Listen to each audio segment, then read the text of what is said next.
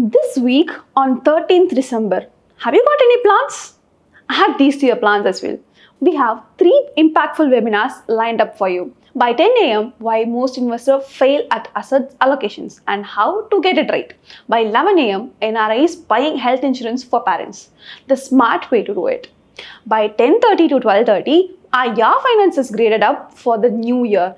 Links for these webinars are given in the description. Do join these webinars and get a useful insights.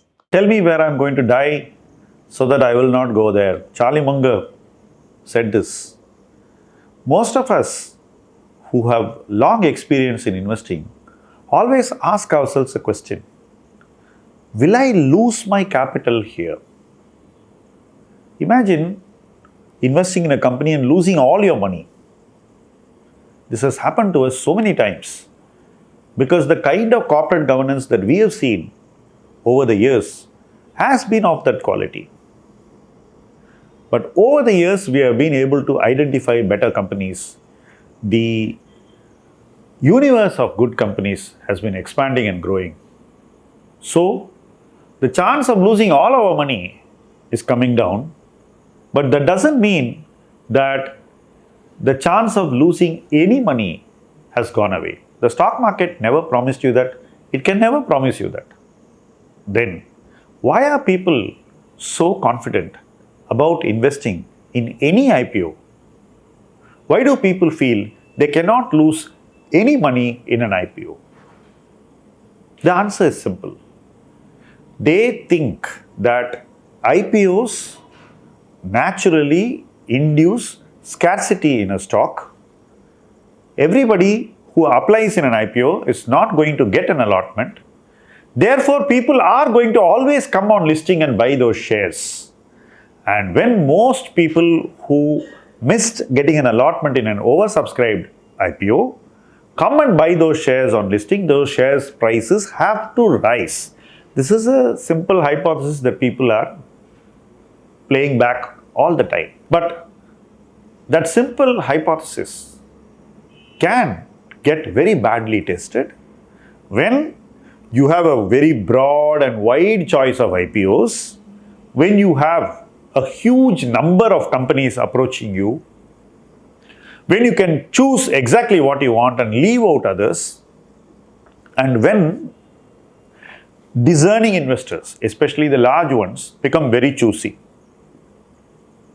This can also change when institutional investors who get allotment as anchor investors in an IPO are forced to sell their shares later because they are going to create enormous supply post 6 months in IPO bound companies. So far, these investors have delayed selling.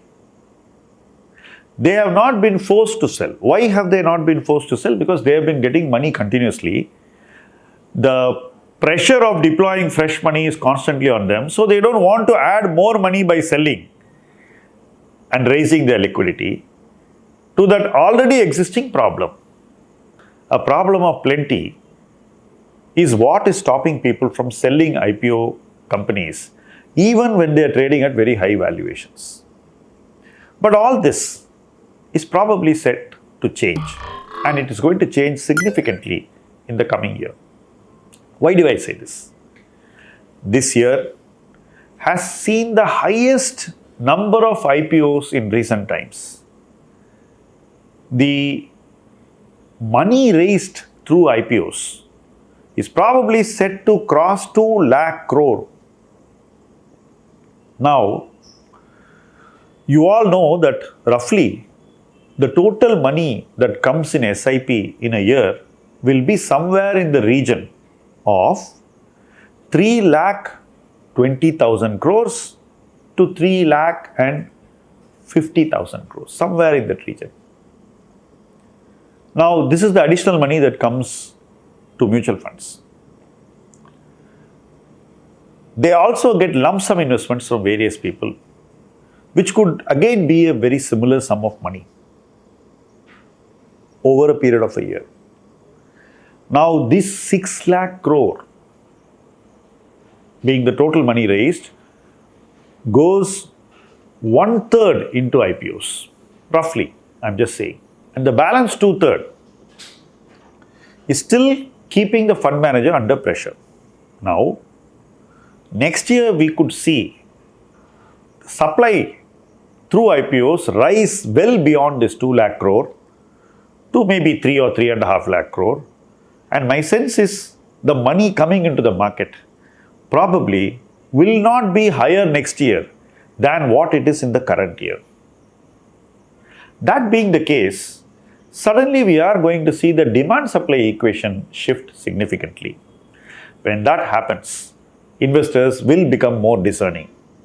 Also, if redemptions begin in the underperforming parts of the Indian equity market, especially in mutual funds in the high-risk spaces where 2025 has seen tremendous underperformance, then those who are managing those monies may have to raise liquidity, which will again trigger selling. Secondary market selling, which has been very soft through 2025, is just beginning to rise. Institutional investors have turned sellers more towards the end of this calendar year. I expect them to remain sellers for some time to come because the pressure of redemptions is going to hurt. This pressure of redemption is also hurting the PMS industry.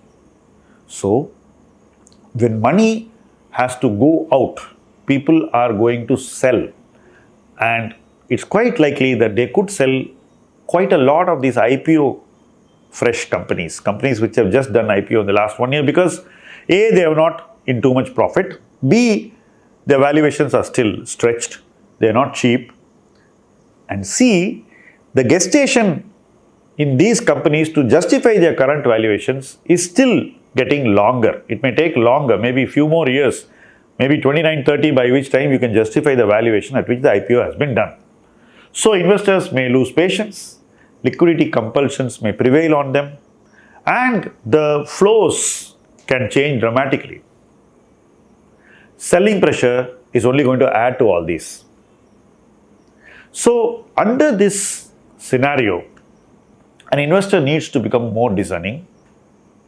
He needs to ensure that he is careful in choosing his IPOs.